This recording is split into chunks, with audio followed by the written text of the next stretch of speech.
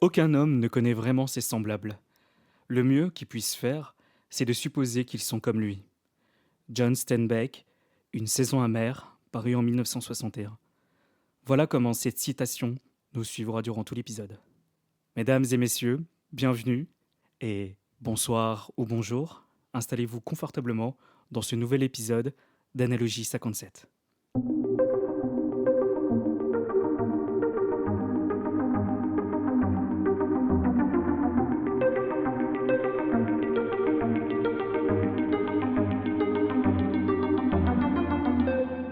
Eh bien, nous y voilà, dans ce nouvel épisode d'Analogie 57. Mais avant toute chose, je vais demander à ceux qui m'accompagnent comment ils vont. Alors, comment ça va? Ça va, merci. Et Ça va toi? super. Très content d'être là. Très content d'être de nouveau avec vous pour cet épisode. Et oui, Ouais, plus le livre du jour, du coup, c'est ton choix. exactement. Et c'est un de mes choix. Il s'agit de Ne tirez pas sur l'oiseau moqueur d'Harper Lee, paru en 1960, si je ne m'abuse. Tout à fait. Mais avec toujours délicatesse et plaisir. Lucie, peux-tu nous dire le titre de manière originale? To Kill a Mockingbird. Quel plaisir Wow. de l'entendre. Merci. Je suis ravi. Alors, Ne tirez pas sur l'oiseau moqueur.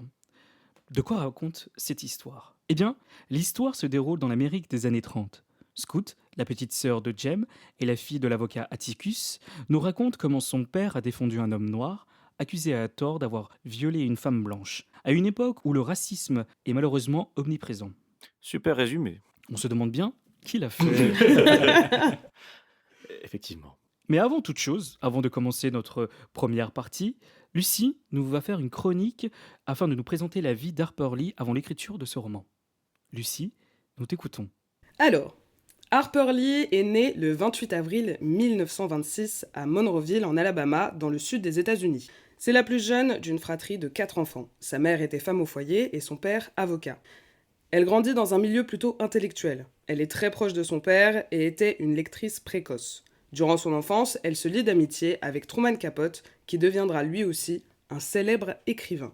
Dès son adolescence, elle développe un intérêt pour la littérature. Mais en 1945, elle fait pourtant des études de droit à l'université pendant 4 ans. Et 6 mois avant l'obtention de son diplôme, elle quitte l'université. Et oui, sa réelle vocation n'est pas le droit, mais bien la littérature, ou plutôt l'écriture. En 1949, elle déménage alors à New York, sans diplôme, mais déterminée à devenir écrivaine. Elle trouve un petit boulot alimentaire dans les bureaux d'une compagnie aérienne, et le reste du temps, elle écrit des essais et des nouvelles, mais aucun ouvrage n'est publié à cette époque.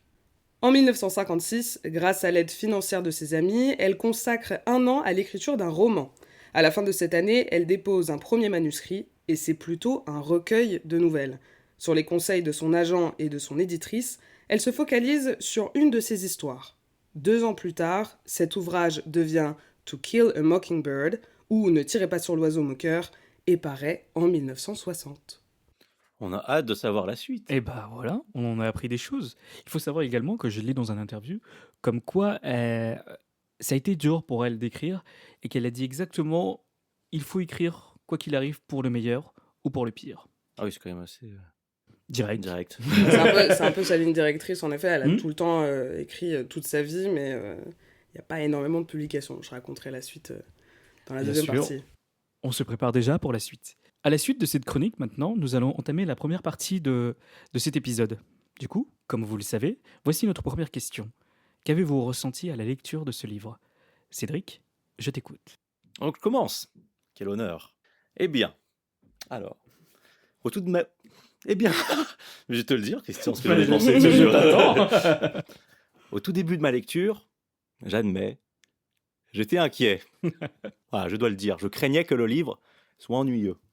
Ouais, juste pour savoir, j'ai besoin de savoir, est-ce que toi aussi tu as eu cette... Oui, tout Oui. à fait. Tout à fait. Ça me rassure. Je m'en doutais. Au début, ça me paraissait un peu scolaire. Et ça me rappelait d'ailleurs les livres qu'on nous faisait lire à l'école qui étaient un peu lourds. J'ai le même ressenti. Ok. Ouais. Ouais, Bah, ouais. bon, ça me rassure. Il faisait partie des programmes. Il faisait, voilà. Et je trouvais un peu, au début un peu lourd, je me suis dit, oula. Et plus je tournais les pages, et plus j'ai accepté de plonger dans le quotidien des habitants de Maycomb. Voilà, c'est comme ça qu'on dit, Maycomb. Ouais. Maycomb. Et de m'attacher aux personnages. Et en fait, il fallait juste que j'accepte la façon de raconter de Scout. Moi, je dis à l'anglaise. Scout. Scout. Et d'ailleurs, et ça m'a fait plaisir, parce que l'histoire m'a beaucoup rappelé la petite maison dans la prairie. Voilà. Et suivre la famille Finch m'a fait penser aux Ingalls, avec ces valeurs qu'Atticus ou Charles transmettent à leurs enfants. Voilà, et même s'ils ont peu, c'est vrai, c'est des familles assez pauvres au final, mais grâce à leur éducation et à leur jeunesse, ils ont tout, en fait, finalement. Et c'était assez satisfaisant de voir, du coup, Scout ou Jem grandir avec les valeurs que leur apprenait leur père. Et du coup, c'est pour ça que ça m'a fait penser à Petite Maison dans la Prairie, épisode par épisode. Il y a une nouvelle morale, de nouvelles valeurs qui se transmettent, et c'est génial, ça m'a fait plaisir de retomber là-dedans. J'ai noté que les valeurs du livre et ses leçons sont excellentes. Et je comprends, et j'ai compris pourquoi aussi, parce que j'avais lu qu'il était beaucoup étudié aux États-Unis, du coup, comme livre. Oui. Et j'ai compris pourquoi, du coup. Au niveau des morales et tout, c'est hyper important. Et donc, comme je disais, j'ai aimé suivre l'évolution de Jem, Scout et le petit Dill aussi, qui est assez marrant comme personnage. Et certains passages m'ont rappelé mes propres souvenirs d'enfance, voilà, comme la maison de Monsieur Radley qui effrayait les enfants. Je sais pas, on a peut-être pas forcément une maison, moi pour le coup, si, j'avais une maison quand j'étais petit qui m'effrayait, mais peut-être qu'on a tous eu dans notre enfance quelque chose qui nous effrayait et qu'on n'osait pas trop franchir le pas. Ouais, ou une rumeur. Une rumeur, ouais, c'est ça, même sur quelqu'un. Ouais, Là, c'est les deux, là, d'ailleurs. C'est la maison plus la personne qui habite dedans qui fait flipper. Enfin, qui fait flipper les enfants, en tout cas. Et à la fin, je me suis senti léger et heureux de savoir que les personnages allaient bien, même si j'aurais aimé savoir ce qu'ils allaient devenir ensuite. Voilà, j'aurais bien aimé savoir, du coup, ce qui devenait ce côté Jem Ouais. dans leur vie future, parce que je suppose que donc c'est la narratrice, c'est Scout, Exactement. mais je suppose qu'elle écrit ce livre adulte. Donc j'aurais aimé à la fin qu'elle dise voilà ce que je suis devenu. Il y a des passages où tu vois son point de vue, effectivement, d'adulte. Ouais, Exactement. ouais. Et c'est pour ça, à la fin, bon, ça dépend aussi, peut-être qu'il y en a qui aiment bien que ça reste là. Moi, j'aurais bien aimé avoir une petite suite. Ouais.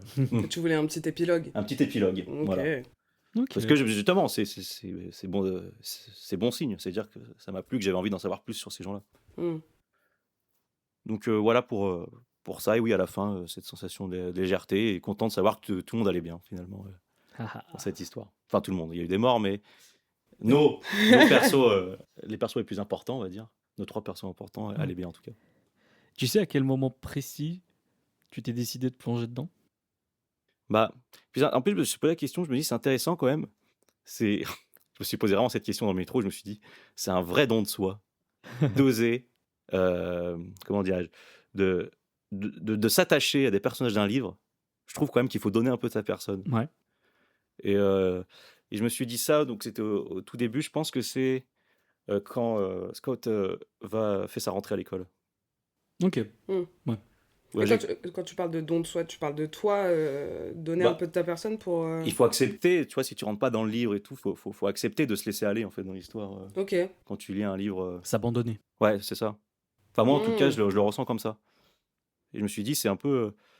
Enfin, c'est un peu orgueilleux de dire ça, mais je trouve que c'est un peu un cadeau qu'on fait à l'auteur ou à celui qui crée l'œuvre de donner de sa personne et de dire bon, je me laisse aller dans ton histoire et je m'attache à tes persos. Bah, c'est du donnant. Ouais, c'est ce que L'auteur j'allais met son cœur et son âme dans l'écriture, Oui. et toi tu le Tout à donnes fait. Il inversement dans t'offre la un lecture. truc, tu donnes Mais- de toi, quoi. Mais c'est pas d'une façon. Enfin, je dis pas ça en mode. Je me la raconte quoi. Enfin, c'est Non, vraiment non, voilà. Je trouve qu'il faut donner un peu de sa personne quand même. Et donc voilà. très intéressant. Ok. Sympa. Ouais, voilà. Et toi, Lucie? Ah bah alors moi, pour le coup, j'ai pas assez donné de ma personne. du coup. Ah. Parce que, ouais, un début, ma foi, très compliqué. Pareil, j'ai eu le même ressenti un peu, oula, c'est comme si on m'imposait un livre scolaire, quoi. Ouais, vraiment. Ouais. Mais j'ai pas eu ce coche du tout, au point où je n'ai pas fini le livre. Ah, Ah ouais, Mais tu sais quoi, je m'en doutais. Ah ouais? Je le sens. Parce qu'à un c'est moment. vrai qu'on en a parlé plus tôt. Mais quand tu m'avais demandé où j'en étais dans le livre, et que je t'ai répondu que je t'ai demandé où toi tu en étais, j'ai senti le page 40 qui était. Ouais, j'étais là, ouais, page 40, page 50, un page truc comme ça. 40. Page 40. Mais ouais, je l'ai lu, enfin j'ai lu quand même jusqu'à, je sais plus, je crois que je suis à 275 ou 300 pages sur 460, donc j'en ai lu plus de la moitié. Oui, t'as quand même Oui, fait bah, l'effort t'as- d'aller. Ouais, Allez voir je me jusqu'au suis dit, procès, ok, même il un faut peu lui loin. donner une chance, et j'espérais avoir un peu ton déclic de, ok, il faut que je me mette dedans et tout. Et ça l'a pas fait. Ouais. Ça l'a pas fait. Il y a même un moment où je l'ai commencé et j'ai vraiment, vraiment du mal. Et je me suis dit, bah, je vais regarder l'adaptation pour que ça me donne envie aussi de voir la suite. Enfin, de lire la suite. Et ce qui m'a donné un petit élan. Et après, j'ai pas du tout, j'ai pas du Pas tout, du du tout tout continué. accroché. Ah ouais, non, pas du tout. En fait, mon ressenti, il est très neutre. Ok. J'ai eu aucune émotion, Mm. aucun suspense. Alors, est-ce que c'est peut-être le fait que j'ai vu l'adaptation avant ou pas? Mais il y a énormément de détails qui sont pas dans le film. Ouais. On en reparlera plus tard. Il y a des personnages qui n'existent pas dans le film. Et ouais, il y a eu quand même, il y a eu quelques petits passages assez, enfin, qui m'ont un peu touché parce que pareil, le truc d'enfance, le truc des vacances d'été où t'as ton ami d'enfance qui est là que pendant l'été, par exemple pour le personnage de Jill où je me suis dit, ah oui, ok. Mais sinon, non, non, moi ça m'a pas plu. Ça m'a pas plu au point que je l'ai pas fini, quoi. D'accord. Voilà. Du coup, tu t'es senti hermétique de la même manière que tu t'es senti hermétique avec Gatsby le Magnifique? Ou Alors, pas pas de la même façon. Je me suis justement posé la question parce que il y a eu, pareil, une Épisode que vous distance. retrouverez sur. Voilà, une distance avec Gatsby que j'avais ressenti aussi. Mais là, c'était vraiment non, une barrière, quoi. Ok. Et c'est une écriture particulière. Ouais, je pense Faut que l'accepter l'écriture, aussi, ça m'a ouais. pas, ça m'a pas eu du tout. J'ai l'impression, il y a des passages où je me forçais à lire, quoi. Ah oui, d'accord, Et quand même. c'était vraiment pas agréable. Mm. Même si le sujet, il est très intéressant. Enfin, en tout cas, quand j'avais lu on va dire comment on dit, le pitch de l'histoire, c'était le procès. On parlait surtout du procès. Généralement, oui, c'est ça le problème du livre, c'est que. Voilà. Je te l'avais dit en plus, Ouais. Christian, parce que c'est donc Christian qui nous avait parlé de ce livre, et j'avais dit, putain, ça fait plus de 100 pages là que j'y suis, il parle toujours pas du procès, quoi. Bah, le procès, il arrive au bout de 275, Ouais. 300 pages. Là, j'y suis justement, je me suis arrêtée là. Et Mais même le fait de mentionner le Tom Robinson, tu sais, le fait Ouais. qu'il va voir un procès, et ça arrive pas tout de suite, quoi. Non, oui, ça arrive très très tard. Et en fait, c'était long, quoi.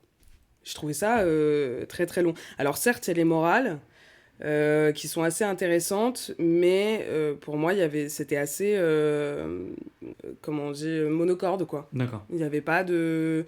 C'était pas un ascenseur, quoi. C'était pas des montagnes russes du tout. C'était, voilà, on donne les infos un peu comme ça. J'ai pas senti d'émotion, donc j'ai malheureusement pas accroché du tout. Ok. Voilà. Mais sans le détester non plus. Oui, C'est j'entends. juste neutre. Voilà. Je Très voyais bien. pas l'intérêt. Mais de toute façon, à partir du moment où tu as ces souvenirs d'école, justement, où ça te rappelle justement c'est la partie de l'école au collège où tu te forçais Ouais. tout pour avoir une note. Là, maintenant qu'on est un peu plus libre, on va dire, et qu'à partir du moment où tu ressens ce sentiment-là, c'est plus dur de se forcer maintenant. Parce qu'il y a Ouais, personne, c'est super dur. Moi, j'ai vraiment dû me dire, allez, on met ça de côté. Voilà. Et toi, Christian? Bah, vous savez quoi? Juste avant de donner mon avis, je voudrais vous poser une question. Est-ce que vous comprenez sa place comme quoi ce livre appartient à la liste des 100 livres à lire avant de mourir? Bah oui, en plus, j'ai un peu répondu déjà en disant que Mm. moi, j'ai compris du coup pourquoi il était beaucoup étudié aux États-Unis.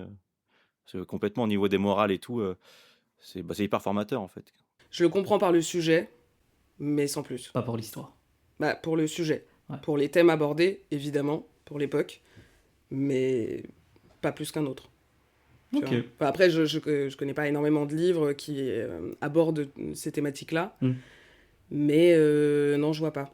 Donc là, Christian, tu réponds à la question, mais j'aimerais aussi que tu nous dises pourquoi tu as voulu faire un podcast dessus en même temps. Ouais. Ah. Et quand est-ce que tu as découvert le livre aussi?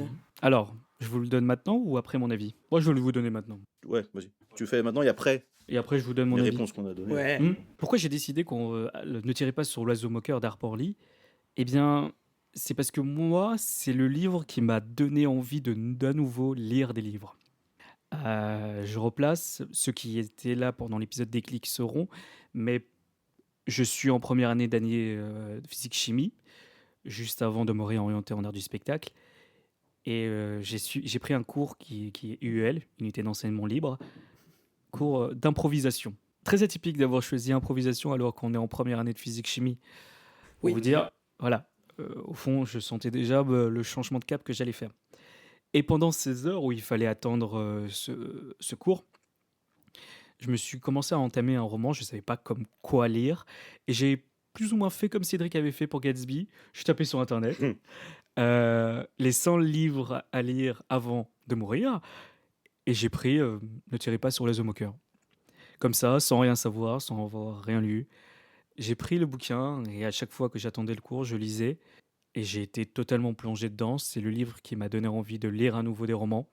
Je ne sais pas s'il fait partie des choses qui m'ont permis à me réorienter en art du spectacle. Peut-être bien, peut-être pas que non.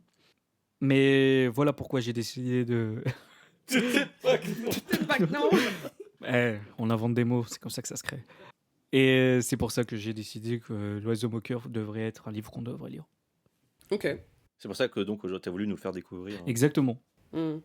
Voilà. Bah, ça s'y prêtait bien. Il y avait le livre et l'adaptation cinématographique. Ouais. Oui, ça s'y prêtait bien.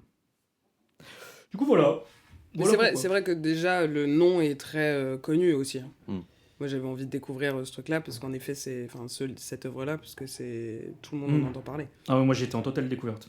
Ah ouais, ok. Absolument, je connaissais absolument rien. Ah, même le titre, rien du tout. Rien du tout. Ah. Bah, on en a parlé juste avant, mais moi j'avais l'autre nom, Alouette, je te plumerai. Ah oui, d'accord. Oui, Dans oui, l'ancienne c'est la- édition, et du coup, j'avais ce titre. Mais je faisais pas le lien. Ah oui, t'avais pas fait le lien Non, entre j'avais les deux. pas fait le lien. Harper Lee, ça t'a pas. Non. Ok.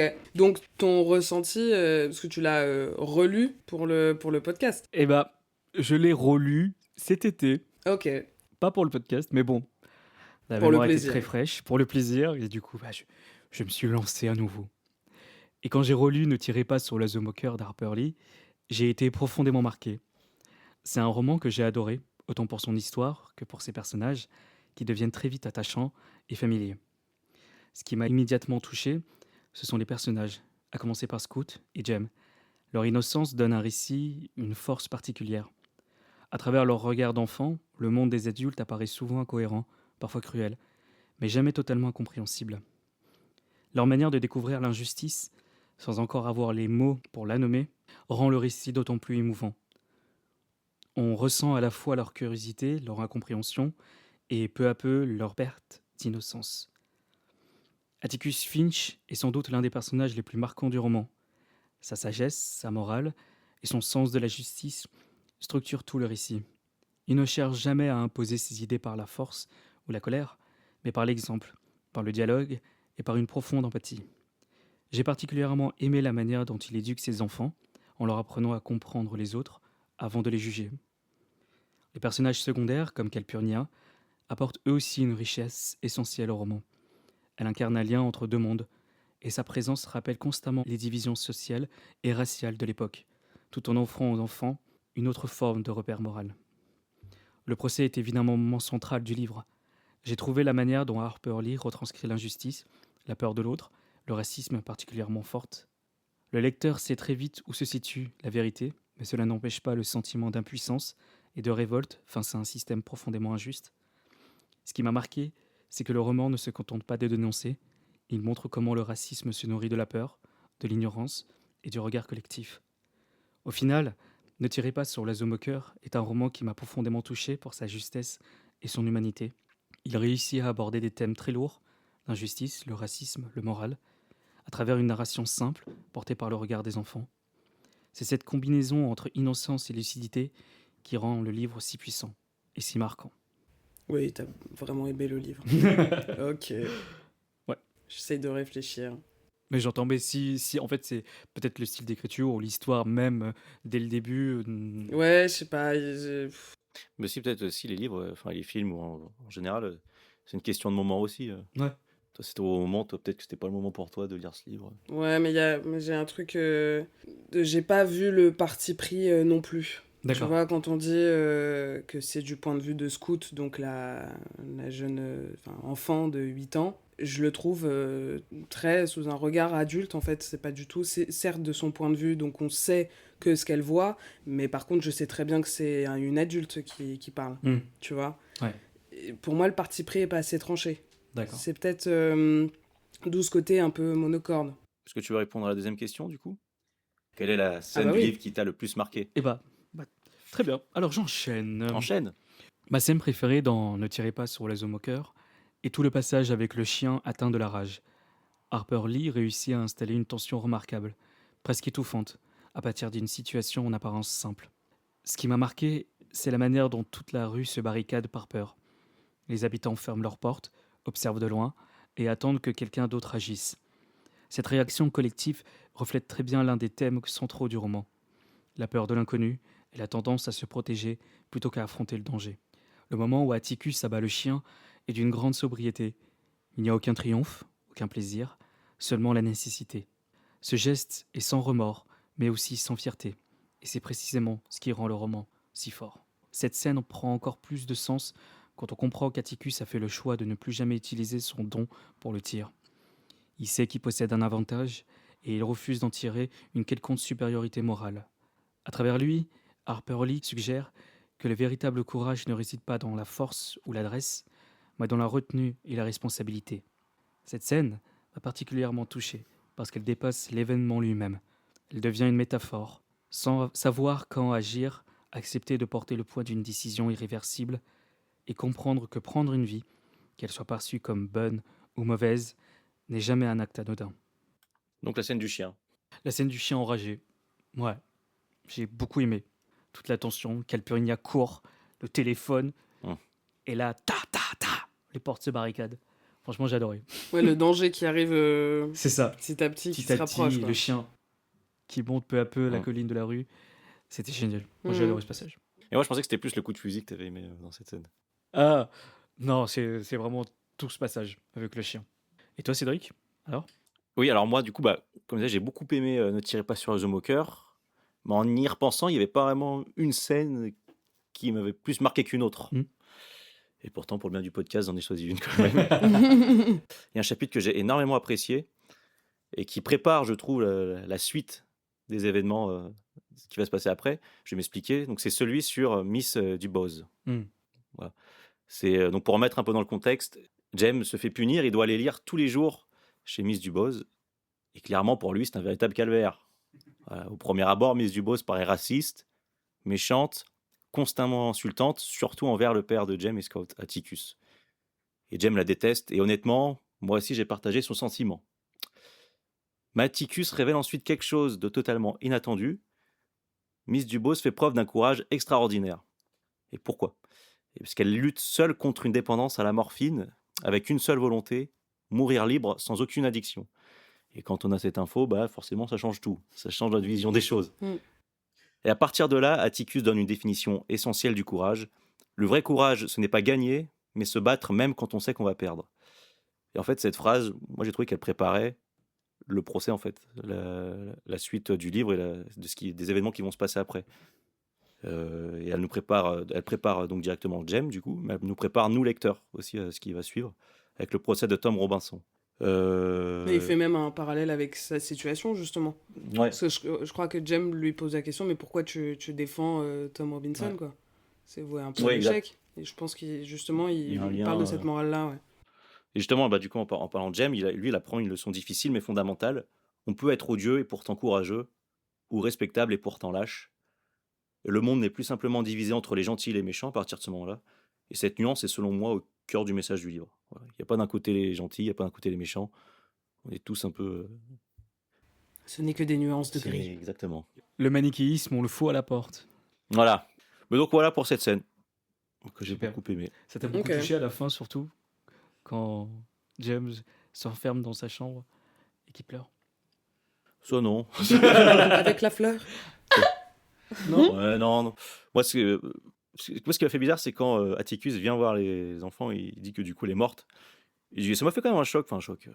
Oui, mais ça m'a fait, j'ai fait, ah putain, alors que je l'aimais pas. Mais du coup, je me suis dit, en fait, elle préparait quelque chose, sûrement, c'est peut-être pas pour rien, parce que, en plus, ça devait durer 1 mois. Et 1 mois après, elle continue à dire à James, non, mais je veux que tu... Ouais. Encore une semaine et tout. Ouais. Et Atticus lui dit d'accord. Et James, il comprend pas, il voit une injustice totale. Il dit, mais attends, mais ça devait faire 1 mois. Et en fait, quand t'as pas tous les éléments, tu comprends pas, quoi. Ouais. Donc, j'ai bien aimé cette petite morale. Voilà. Ok, ouais, très intéressante. Mais c'est vrai que détestable, ce personnage. Ah oui. Moi, je l'ai détesté au début. Et puis nous, en plus, lecteurs, on adore Atticus. C'est bon, c'est le coup. C'est fait pour. Ouais, là, pour le coup, on l'adore. On l'adore. Et elle est super méchante avec lui. Ouais. Et lui, il la défend. T'es là, putain, mais... Le mec est parfait. Ouais. Un peu trop. Il arrive à trouver une morale. Putain, la morale de zinzin. Ouais. Surtout une patience et une tolérance. Ouais, Ouais, carrément. Atticus, c'est un peu la tolérance. Oui, oui, il incarne tout ça. hein. La compréhension. Cette valeur-là. Mm. Et toi, Lucie? Alors. Du coup, t'as réussi à choisir une scène quand même? Oui, oui, oui. Enfin, en fait, c'est plutôt une phrase. Ah oui. Je vais vous la lire. C'est Atticus qui parle à Scout et qui lui fait une petite morale et qui lui dit Tu ne comprendras jamais une personne tant que tu n'envisageras pas la situation de son point de vue. Et donc, cette morale, c'est pour dire à Scout de se mettre toujours à la place des autres, en fait, que c'est par rapport, je crois, avec sa prof. Miss C'est Caroline. par rapport au Cunningham, exactement. Ouais, voilà. Donc, le gosse Cunningham.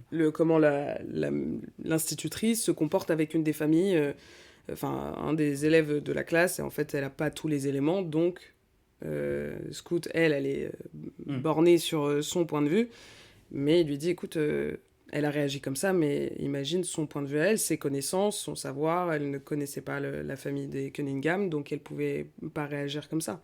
Et sa réaction est tout à fait positive, en tout cas ça partait d'une bonne intention. Et c'est là où Scout se rend compte un peu des choses, et je pense que c'est une phrase qu'on devrait tous se rappeler dans la vie, hein. En fait, c'est tout, essayer le plus possible de se mettre à la place de l'autre, de la personne en face de soi, d'être dans la compréhension et pas dans la lutte, quoi. Voilà, je trouve que c'est une très belle morale, une très belle valeur de vie, quoi. Ouais, c'est vrai qu'il sert tout le temps. Et du coup, je suppose que pour enchaîner avec la troisième question, que tu conseillerais pas forcément le... Alors, est-ce que je recommande ce livre? Non. Non, là, pour le coup, je ne le recommanderais pas. Pour des raisons évidentes que j'ai dit juste avant. Moi, je le recommanderais pas. Voilà. Mais on parlera du film après, de l'histoire en elle-même. C'est quand même intéressant de connaître l'histoire, mais pas forcément de lire le livre, en tout cas. Voilà. Donc, je le recommande pas. J'entends. Toi, Cédric, est-ce que tu le recommandes? En fait, c'est pour ça que j'ai transformé un peu la question aujourd'hui. Et j'ai mis pour quelle raison recommanderiez-vous ce livre? Parce que moi non plus, c'est pas le premier livre qui me viendrait à lire. Si je devais conseiller un livre, c'est pas ce livre que je conseillerais. Mais par contre, si j'avais que ce livre en main et que je devais le conseiller à quelqu'un, pourquoi je le conseillerais? Et j'ai noté que ce serait pour l'ouverture d'esprit qu'il apporte, du coup. Et honnêtement, il a été aussi, même pour moi, une sorte de rappel un petit peu. Parce que j'admets que parfois, je peux être un peu aigri, ronchon. Parfois. Parfois, pas tout le temps. Et lire ce livre, ça m'a fait du bien, en fait. Surtout donc par les valeurs qu'il transmet, qui sont essentielles. L'empathie, la justice, l'humilité, le respect des autres. Et donc pour quelqu'un de mon âge ou même plus âgé, je le conseille vraiment comme une sorte de rappel. Voilà, presque une leçon d'humilité. Et pour les plus jeunes, c'est un excellent moyen de découvrir la vie, en tout cas de la commencer sur des bonnes bases. Et c'est un livre qui ne donne pas de leçons, mais qui nous oblige doucement à nous regarder nous-mêmes. Oui, c'est vrai qu'il n'est pas... Il y a pas mal de morale, mais il n'est pas moralisateur c'est ça. dans le côté péjoratif. Mm. Il te sert sur un plateau les valeurs de de la vie. de la fucking life. Et donc voilà. Mais sinon, si la question c'est est-ce que tu recommanderais ce livre, je serais un peu plus dans ton camp pour le coup. Ok. Ouais. À toi, Christian. Allez, Christian. Je suppose que toi non plus. Pour quelle raison tu recommandes le Et livre? aussi surprenant que vous, je ne le recommanderais pas également. C'est pas vrai. Non, je déconne. Ah. Je vous disais aussi ça. J'y ai cru premier degré. Dis-nous. Je recommande vivement Ne tirez pas sur l'oiseau moqueur. Parce que c'est un roman qui réussit à aborder des sujets très lourds, le racisme, l'injustice, la peur de l'autre, avec une grande justesse et beaucoup d'humanité. À travers le regard innocent de Scout et de Jem, Harper Lee nous oblige à voir le monde tel qu'il est, sans filtre ni excuse. Cette innocence rend l'injustice encore plus frappante, mais aussi plus compréhensible. Je recommande ce livre pour la figure d'Atticus Finch, qui incarne une morale discrète, mais profondément courageuse. Il montre qu'il est possible de rester droit, même quand tout un système est contre toi. Que le vrai courage réside parfois dans la retenue et la responsabilité plutôt que dans la force. Ne tirez pas sur l'oiseau moqueur est un roman que je recommande parce qu'il touche autant le cœur que l'esprit. C'est un livre qui marque durablement, qui fait réfléchir sans jamais perdre son humanité et qui reste d'une actualité troublante. C'est vrai que c'est actuel. Moi aussi, Ouais, c'est limite intemporel en fait. C'est ça. C'est ce qui rend d'autant plus intéressant et d'autant plus affreux cette perception de comme quoi ce livre reste intemporel. Mais Ouais. qu'est-ce qui n'est pas affreux? Les quiz de Christian. Exactement. La meilleure transition de toute ta vie. C'est le moment de Let's Quiz. Ah. Petit quiz à choix multiples. Oui. Quel est le nom de l'ami qui vient chaque été? Non. Walter Cunningham, Dill, Arthur Beau Radley. C'est Dill. Deal. Dill, sacré Dill. Quelle maison prend feu? Attends, Celle de Miss. est-ce que je peux rebondir sur Bien Dill? sûr. Dill, il y a un petit truc aussi que j'avais vu dans les infos et j'hésitais à le mettre dans les chroniques. Ah. Le personnage de Dill a été vivement inspiré Mhm. par l'ami de Harper Lee, Truman Capote, Exactement. justement. Voilà, cette petite Voilà. anecdote en plus. Quelle est la maison qui prend feu? Celle de Miss Modi? Celle des Cunningham? Celle de James Scoot? Celle de Miss Maudie. Miss Maudie. Maudie. Exactement. Yes. De quoi est accusé Tom Robinson? De vol? De meurtre? De viol? De viol. Viol. Eh oui. Tu me disais non, j'avais putain. J'ai pas compris le J'ai lu livre. 400 pages. J'ai toujours pas compris la morale. Un qui suis-je? Ah, Ah, ok. Je ne suis pas une personne. Je symbolise l'innocence. Me faire du mal est considéré comme une faute morale. Je représente ceux qui ne font que du bien. Ah, ok, je l'ai. tu pourrais le dire? J'ai pas compris. Je ne suis pas une personne. Je symbolise l'innocence. Me faire du mal est considéré comme une faute morale. Je représente ceux qui ne font que du bien. Enfance?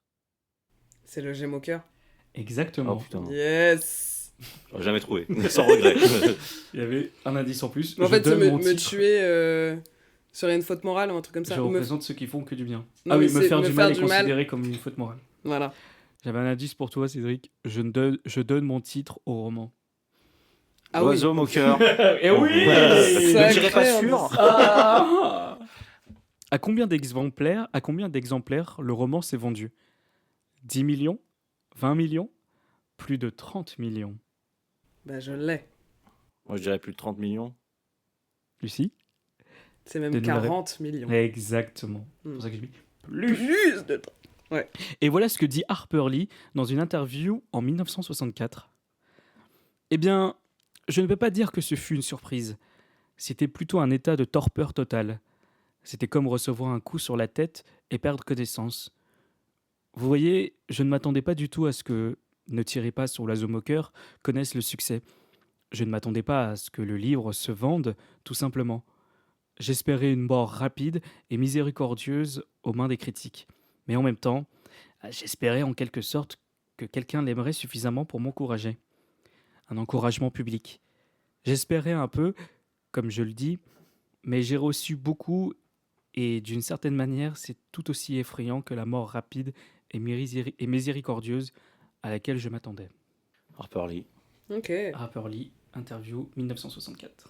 Après, il faut dire que les 40 millions d'exemplaires, Exactement. c'est aujourd'hui. Aujourd'hui. Et pour Évidemment. le succès du livre, voilà sa réaction. Waouh. Et bah c'est tout pour moi. Merci Christian, merci, c'était Christian. super. J'ai De rien. adoré moi. C'était Toi, t'as super. adoré? Bah ouais, écoute. Sur ouais. 10, tu mets combien? Bah 10. 27 Écoute, j'ai pu répondre à toutes les questions alors que j'ai pas fini le livre. Je suis C'est vrai. ravi. Ça, c'est vrai. Moi, je te fais chier. 140 pages, là. Saoulé de son livre, lui. Ok, bah on passe à la deuxième partie. Et bah c'est parti. Jingle.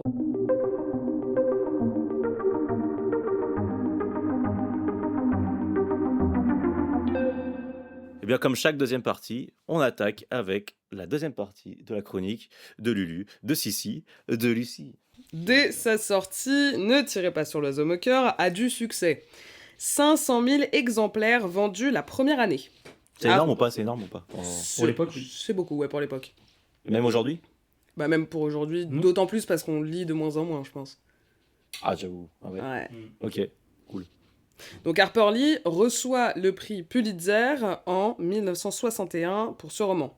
Le prix Pulitzer de la fiction récompense une œuvre littéraire d'un auteur ou autrice américaine traitant de préférence sur la vie américaine. Après ça, Harper Lee reste très discrète et ne publiera plus d'ouvrages pendant des années. Dans les années 60, elle aide son ami Truman Capote dans l'écriture et la documentation de son prochain roman De sang-froid, une œuvre non fictionnelle sur un multiple meurtre et ses conséquences. Et il me semble que ce livre fait aussi partie des 100 livres à lire avant de mourir. Attends, mais tout ce qu'elle fait, c'est... Ah non, elle a aidé. Oui, bah... C'est déjà pas mal. Elle s'entoure bien, quoi. En 2007, elle reçoit du président George Bush fils la médaille présidentielle de la liberté pour l'impact culturel et moral de son premier et unique roman. Unique roman jusqu'en 2015. Après plus de 50 ans de silence littéraire, le roman Gossett Watchman, où Va et poste une sentinelle, voit le jour. Il s'agit de la suite de Ne tirez pas sur l'oiseau moqueur. Non. Où on suit l'histoire de notre protagoniste Scout, mais 20 ans plus tard. Ferme ta gueule. Mais si, je te jure. Putain, mais j'en parlais il y a 2 secondes. C'était en réalité une première version de Ne tirez pas sur l'oiseau moqueur, écrite dans les années 50 et retrouvée dans les années 2010. Ce nouveau roman devient très vite populaire et retrouve les têtes de vente à sa sortie, comme son prédécesseur. Harper Lee décède le 19 février 2016 à l'âge de 89 ans. Sa vie n'aura été que discrétion et écriture, mais elle n'emporte pas tout son travail dans sa tombe, puisqu'encore aujourd'hui sont publiés ses essais, nouvelles ou courts romans qu'elle a écrits tout au long de sa vie. Un héritage conséquent qui fera perdurer son nom dans la culture littéraire encore de nombreuses années. Ne tirez pas sur l'oiseau moqueur est devenu un classique de la littérature. Il est aujourd'hui traduit dans 40 langues et est vendu à près de 40 millions d'exemplaires. Putain, j'ai kiffé la chronique là. Merci. Toi, tu l'as lu, toi le... Qu'il y avait pas une suite, plus ou moins une suite, ouais. Non, mais tu l'as lu, le livre? Va et poste une sentinelle, tu l'as pas lu? Non, je l'ai pas lu. J'ai vu un long résumé, mais non, j'ai pas lu le livre. C'est pour ça, tout à l'heure, je me suis dit, mais en fait, il sait pas qu'il y a une Il est suite. con, quoi. Non, je me suis dit, attends, tu sais pas qu'il y a une suite Ah ouais. et tout. Ouais. Mais pourquoi elle a mis autant de temps Il est pas revenir. sorti? Non, mais pourquoi elle a mis 50 ans?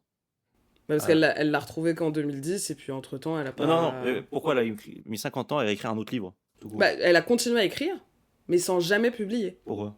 Bah, ça, je pense, c'est sa vie perso, elle a Pour pas le voulu... meilleur et pour le pire. Le succès, ça lui a fait peur, peut-être. Ah ouais, en tout cas, elle est restée très très discrète toute sa vie. Elle voulait pas du tout devenir connue ou une personnalité, en tout cas publique, via son œuvre. Ok. Mais du coup, elle a énormément écrit. Comme tu l'avais dit au tout début, c'est toute sa vie, elle a écrit pour que ce soit Pour le meilleur, pour le pire. pour le meilleur et pour le pire. Et donc, il y a eu très peu de publications. Et c'est en retrouvant en 2010 cette version-là, elle a décidé de faire la suite. Il y a eu quelques polémiques d'ailleurs, parce qu'elle était assez âgée à ce moment-là. Enfin, elle avait 88 ans et elle était déjà malade et tout. Et il y a eu un peu cette question de attends, est-ce qu'on l'a pas forcée à publier cette deuxième partie, vu son âge et sa maladie. Deuxième qui était au final ma première partie. Ouais, en soi, c'est ça. C'est un des premiers manuscrits. C'est ça. Ok. Version. Voilà, Eh bien, on va pouvoir passer à la discussion sur le film maintenant. l'adaptation L'adaptation qui Exactement. s'appelle... du silence et des ombres. et des ombres. Exactement, vous avez bien révisé. Bah, qui veut y aller là? Mais qu'est-ce que... Qui veut y aller là? Allez là. Eh bah Lucie, vas-y. Il est sorti en quelle année déjà? Et en 62, 4. 64. Attends. 62. 64, c'était l'interview, excusez-moi. Eh bien, Lucie, dis-nous tout. Et Parce que ben t'as le vu film, du coup. T'as vu le film parce que pour te donner envie. pour me donner Ah, envie oui. de lire le livre, et ben pour le coup le film, et ben j'ai beaucoup aimé. C'est normal, il est plus court. Bah là, pour le coup, en effet, quand j'ai lu après le livre, je me suis dit, oula, il manque des personnages, il manque plein d'éléments et tout, mais il y a des scènes que j'ai préférées dans le film. La scène du chien, justement, où il abat le chien enragé dans le film, j'ai adoré cette scène. Moi, je la trouve trop courte, justement. Ah ouais? Bah, il n'y a pas tout le stress, le barricadement des portes et tout. Oui, il y a du Oui, stress, quand même. Ouais, mais Oh, quand même, Enfin, bon. t'en as un peu. Mais en effet, tu vois pas toute la rue non c'est plus. ça. Parce que le chien est beaucoup plus proche que dans le livre et ça se passe assez rapidement. Au moins, il y a ta scène. C'est vrai. Oui, Au moins, il y a ma scène. Au moins, il y a ta scène. C'est vrai que du coup, Madame. Elle fait juste une Du apparition. Bose. Ah ouais, elle fait une petite apparition. Oui, Histoire de dire, bon voilà, elle est là, elle est casse-couille, et après voilà. ouais, voilà, c'est ça. Mm. Et encore, ce petit passage est dans le livre, Ouais. mais après, il n'y a pas du tout déroulé avec Jem. Mais j'ai beaucoup aimé. Pareil, j'ai eu un peu ce recul en me disant, mais attends, mais le procès, quand est-ce qu'il arrive? Il y a vous me direz, mais j'ai l'impression que c'est bien proportionné au niveau du, Carrément. Ah du oui. livre et du film. Enfin, l'adaptation est bien proportionnée, parce Oui, que oui, le c'est procès, une je très crois bonne qu'il dure adaptation. 30 minutes Mm. sur un film de 2 heures. Et qu'il arrive qu'au bout d'1 heure, donc il y a une très longue première partie, mais que j'ai beaucoup aimé. Il y a... ouais, franchement, j'ai bien aimé le film. Les personnages sont assez attachants, surtout Atticus. Calpurnia, on la voit moins que dans le livre, je trouve. Ouais. Mais j'adore ce personnage-là. Il est superbe. Il n'y a même pas, en plus, il n'y a pas la scène où ils vont à l'église des personnes de couleur et tout. Ça, pour le coup, j'étais un peu C'est un déçue. peu dommage, surtout qu'il reconnaît le révérend Spike, Ouais, c'est alors ça. que il n'y a pas eu la scène. Ouais, il n'y a pas de lien. Non, le film, je l'ai beaucoup aimé. Est-ce que vous, du coup, parce que j'ai pas lu le livre en entier, est-ce que c'est une bonne adaptation ou est-ce qu'il manque vraiment des choses clés pour vous? C'est vrai. Non, bah après, moi je trouve que c'était une très bonne adaptation. Et comme j'ai mis, le film est assez fidèle au roman, même si évidemment certaines scènes ont été coupées pour éviter, je pense, des longueurs inutiles. Ouais. Franchement, 2 heures, c'est très bien. Moi, je pense qu'un peu plus, ça m'aurait. Je serais peut-être un peu plus ennuyé. Oui, ok, ouais. Je comprends le fait qu'ils aient coupé. Et on parlait d'Atticus. Franchement, il correspond exactement à l'image que je m'en étais faite en lisant le livre. Ce qui est assez rare, pour le coup. Ouais. Vraiment, avec les lunettes, la coupe comme ça brossée, c'était parfait. Et tu parlais de la scène du procès. Oui, alors bien que longue quand même, elle est très bien retranscrite. Ah, ok, ravi. Mm. Du coup, j'ai pas lu le procès dans le livre. Ah oui, ouais. Et on comprend encore mieux, je trouve, la détresse de Tom Robinson. Tom Robinson. Oui, Tom Robinson, ce que je trouve que dans le film, c'est super de le voir, en fait. Enfin, c'est le but d'un film, mais moi, il manquait peut-être ça dans le livre. Parce que je trouve qu'il reste digne, malgré le fait qu'il soit accusé à tort. Mais on voit tout de même sa détresse. Enfin, il comprend pas. Qu'est-ce qui m'arrive? Ce qui lui arrive, Il est perdu, c'est le fou. gars. Mm. Et c'est là encore une véritable leçon de courage, je trouve. Et j'ai aussi trouvé intéressant de découvrir une autre version que celle que je m'étais construite dans ma tête. Donc, par exemple, les habitations, le voisinage, la ville de Maycomb, je l'avais pas du tout imaginé comme ça. Mm. Et du Ah, ok. coup, ouais. Dans ma tête, par contre, c'était vraiment différent. Et c'était donc intéressant de voir un peu. Et ça m'a encore plus rappelé Petite Maison dans la Prairie, pour le coup, de la façon dont c'était fait. Donc, au final, moi, je trouve que ça reste un très bon film. Et même s'il date de 1962, Christian, tu l'as dit tout à l'heure, il reste malheureusement d'actualité. Peut-être même plus que jamais aujourd'hui. C'est terrifiant. Ok. Donc oui, le procès est assez... Ouais, c'est assez fidèle, quoi. C'est très fidèle. Ah ouais, complètement, ouais. Et il y a le personnage de Alexandra, la tante, Oui. que j'ai vu dans le livre, que j'ai absolument détesté. Ah oui, bah c'est fait exprès. Ah bah elle est exécrable. Ouais. Vraiment, j'ai eu une haine envers ce personnage, c'est assez troublant. Et qui est la sœur d'Atticus. Ouais. Ouais, qui débarque et qui veut éduquer, du coup, Scout et Jem, quoi. et Scout. Mais ouais, même le passage de Noël et tout, ça j'ai pas... Ouais, quand même, ouais. Pas simple. Passage de Noël en famille et tout, j'ai pas accroché non plus. Ouais, ça c'est pas dans le film. Mais Et même le fait qu'ils veulent à tout prix que Scout devienne une dame, c'est comme ils disent. Dans le Ouais. livre. ouais, Alors qu'elle met pas de robe, machin. bah c'est assez. Je trouve que dans le film, ils l'ont assez bien montré, plus simplement que dans le livre. C'est ça ce que j'ai aimé aussi, c'est que dans le film, il y a certaines scènes qui sont un peu plus simples et je trouve plus efficaces. Ok. Pour la rentrée de Scout, on la voit mettre sa robe et son frère se moque d'elle, quoi. Ah oui, oui. Et il y a un peu ce truc de, ok, C'est elle merdeux. devient grande, elle devient une dame, en soi, juste au visuel de la robe, en fait. Et dès qu'elle rentre chez elle, ça y est, elle remet sa salopette ou son pantalon et Ouais, ça ouais. change tout. Et en fait, juste ce petit détail-là, ces silences et tout, bah, j'ai compris. J'ai compris tout de suite, trouvais ça plus là où le efficace. livre va déployer, développer, Et aussi parce pour, que c'est aussi un thème de cette époque. devenir une dame. Devenir une dame. Ouais, bien sûr. Oui, mais je veux dire, C'est ça, pourquoi je pense j'ai pas trop accroché dans le livre, ça rallongeait de dingue ce sujet, alors que dans le film, en une image, en un passage, Ouais. j'ai compris un peu le truc. D'où le film est assez efficace, parce que sur de simples petites scènes, tu comprends la morale. Enfin, en tout cas, c'est très simple, c'est très efficace, et j'ai ressenti de l'émotion, donc non, pour moi, c'est... J'ai ressenti de l'émotion. Ouais, Juste- j'ai ressenti de Juste l'émotion. peut-être ouais. le personnage de Ewell, c'est ça Ouais. Ewell, Le méchant. Le méchant. Mm. Dans le film, bah, j'ai trouvé que il faisait trop méchant justement. Enfin, j'ai l'impression Ouais. que dans le livre c'est Ouais. plus enfin, Oui. il est perdu ce gars. Alors que dans le film, il fait vraiment méchant avec sa tête, machin. Tu dis bon bah voilà, c'est pas une bonne personne. Alors que dans le livre, c'est pas une bonne personne, mais c'est plus subtil que ça, je trouve, dans la Ouais. façon dont c'est raconté. Bah, surtout que dans le livre, on explique davantage pourquoi il a agi comme ça. Mm.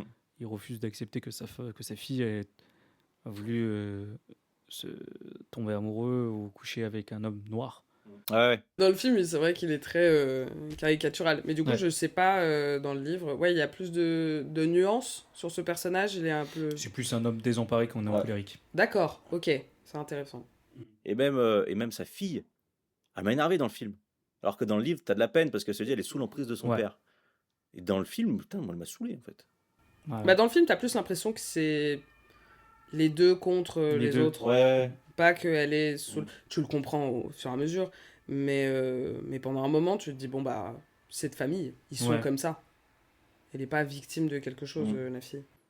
Moi, Ewell, enfin, quand je le voyais, je trouvais qu'il ressemblait énormément à Jack Nicholson. Ouais, c'est vrai. Mm. Oui, maintenant que tu le dis. Ok. J'ai vérifié, c'est pas un ancêtre. J'étais deg. Jack Nicholson, Oiseau moqueur, lien. Non, Non. Zut. non, c'était pas son père, quoi que ce soit. Toi, justement, Christian, est-ce que tu as trouvé que c'était une bonne adaptation? Qu'est-ce que t'en penses?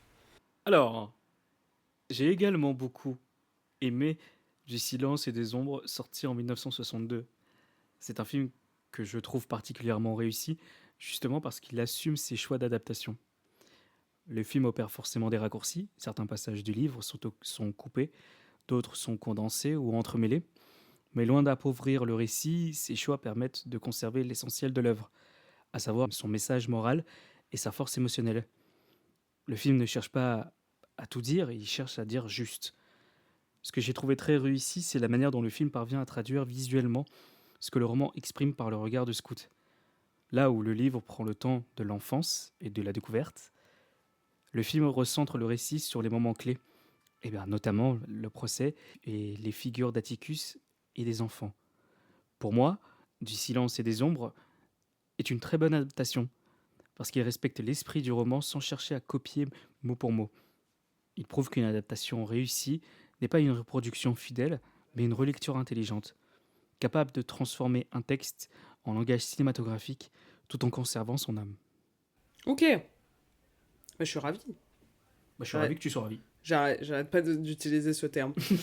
Non, bah c'est cool. Du coup, en soi, j'aime bien ce fait que ce soit c'est pas mot pour mot, en effet, c'est pas scène par scène, mais ça pourrait être totalement... C'est dans l'univers, en tout C'est cas. dans l'univers, C'est une lecture intelligente. Tu le vois tout de suite, tout ce qu'il y a avant le procès. Enfin, normalement, c'est un été ou deux 3 étés. étés. 3 étés qui se passent avant le procès. Il y en a, ouais, il y en Et a là, ça se 3, passe en un été. Ils ont mélangé, ils ont coupé des scènes entre. Il y en a, ouais, il y en a 2. Ouais, 2. Il y a 2 étés. Et du coup, voilà. Mais ça fonctionne très bien. Mm. Tu sens ce que ça veut raconter. Ouais, il y a certains passages qui sont pas mentionnés, mais en tout cas, ils sont sous-entendus. Moi, le plus flagrant que j'ai eu, c'est quand Walter Cunningham mange.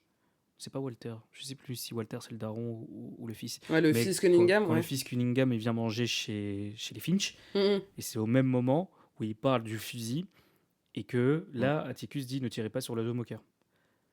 Ah ouais, c'est à ce moment-là. Là, c'est ouais. dans le livre, dans le film, ça c'est le même moment, Ouais. alors que dans le livre, c'est des moments complètement séparés. Mm. Le repas est bien avant, et ne tirez pas sur les moqueurs, c'est le Ah oui, mais chapitre oui. 10, Ouais, ouais. le chapitre où il y a les chiens. Oui, enragé. d'accord. Ouais, ouais. Là où James s'entraîne à tirer à la carabine. Mm. Bon, mais pourtant, ça fonctionne très bien. Oui, quand même, même l'ouverture du film, en fait, c'est pas du tout l'ouverture du livre. Non.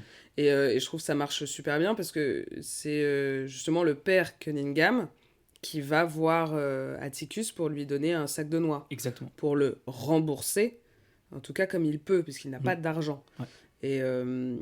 Et dans le début du livre, il le raconte d'une façon anecdotique, alors que là, ça ouvre d'emblée le film comme ça. Et je trouve ça super intelligent d'avoir fait ça. Ouais, D'ailleurs, Cunningham, qui est le nom de la mère de Harper Lee. Ah, Et- ça, j'avais pas fait le lien. Sa mère, c'est Frances Finch Cunningham, Ah, ou Cunningham Finch, Hmm. un truc comme ça. sympa. Donc c'est assez particulier d'avoir donné le nom de sa mère à la famille la plus pauvre du village, Ouais. on va dire. Moi, j'ai trouvé ça un peu dommage que la maison des Radley n'est pas juste en face. Ah ouais, elle est juste en face. Dans, Oui, dans bah, le c'est livre, ça, c'est oui. vraiment en face. Oui, oui. C'est la maison d'en face. Ouais, parce que du coup, moi j'avais le... Hmm. En tout cas, le décor du film en Ouais. tête quand je lisais. Donc, ah ouais, c'est juste en face. C'est la maison d'en face. C'est pas la maison de Miss Maudie. Non, la maison de Miss Moody, c'est la maison d'à côté. Ah, parce que dans le film, je crois qu'elle est en face, du coup. Non, elle est aussi à côté.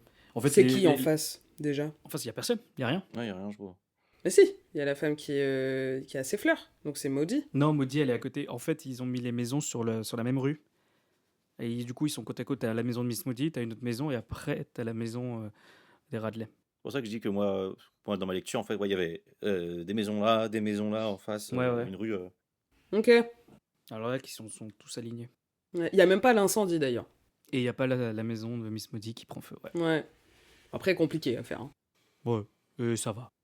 Oui, c'est pas... En tout cas, très bonne adaptation. Enfin, très bon film en général. Oui, C'est un film ouais, que je peux recommander. Ouais, bah voilà, Super. on approche tout doucement de la fin. Oh. Oui. Mais d'abord, il y a la recommandation. Oui. C'est Là, vrai. j'y vais. Voilà, je me lance. Ouais, vas-y. Fonce. Cédric, C'est qu'est-ce que ton tu nous moment. recommandes après avoir lu Ne tirez pas sur l'oiseau moqueur d'Harper Lee? Eh bien, pour ma recommandation du jour, merci Christian de me lancer, Mais je t'en prie. j'ai choisi le classique 12 hommes en colère. Alors, aussi bien la pièce que le film, avec Henri Fonda, sorti en 1957.